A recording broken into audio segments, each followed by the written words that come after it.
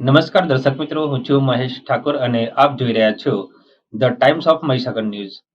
નજર કરીએ આજના મહત્વના રોટરી ક્લબ ગોધરા દ્વારા દત્તક લીધેલ શાળા અબ્રાહીમ પટેલના મુવાડા પ્રાથમિક શાળામાં 75મી ગણતંત્ર દિવસની ઉજવણી કરવામાં આવી, જેમાં ધ્વજારોહણ રોટરી ક્લબ ગોધરા સચિવ doctor Satish Nagar, assistant professor law college Godhra દ્વારા કરવામાં આવ્યું.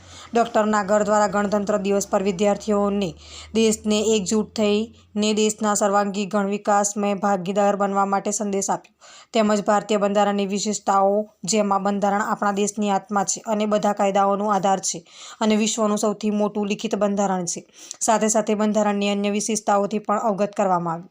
આ કાર્યક્રમમાં રોટરી પ્રમુખ ડોક્ટર રમાકાંત પંડ્યા સાહેબ, એજી શ્રી એસી બારિયા સાહેબ, રોટેરિયન શ્રી નરેશ સેવાની સાહેબ, Shrimati Renuka Pandya madam, rotarian doctor Shyam Sundar Sharma સાહેબ અને children specialist doctor Nehaben Panchal હાજર રહ્યા હતા. સાથી નેહાબેન પંચાલ દ્વારા લેપ્રોસી નામક બીમારીને નાબૂદ કરવા માટે શપથ લેવડાવવામાં આવી હતી. કાર્યક્રમમાં વિવિધ દેશભક્તિ અને સાંસ્કૃતિક પ્રસ્તુતિઓ વિદ્યાર્થીઓ દ્વારા રજૂ કરવામાં આવી. શાળા દ્વારા દીકરીઓને આગળ ભણે અને દેશનું નામ રોશન કરે એ માટે દીકરીઓને સલામ દેશ કે નામ થીમ અંતર્ગત ધ્વજવંદનમાં દીકરીઓનું 7 અને 1 વર્ષ સમયગાળામાં જન્મ થયેલી દીકરીઓને મંચ પર સન્માનિત કરવામાં આવ્યું.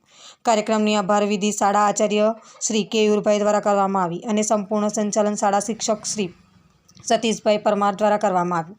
કાર્યક્રમના અંતે રોટરી પ્રમુખ દ્વારા નાટક રજૂ કરનાર વિદ્યાર્થીઓને ઇનામ આપવામાં આવ્યા અને શાળાના દરેક વિદ્યાર્થીને રોટરી પ્રમુખ ડોક્ટર રમાકાંત પંડ્યા, શ્રીમતી રેણુકા પંડ્યા અને રોટરી ટીમ ગોધરા દ્વારા અલ્પાહાર આપવામાં આવ્યો. આપના વિસ્તારના પડે સમાચાર જોવા માટે અમારી channel the Times of Mahisagar ન્યૂઝને લાઇક, શેર અને સબસ્ક્રાઇબ કરો.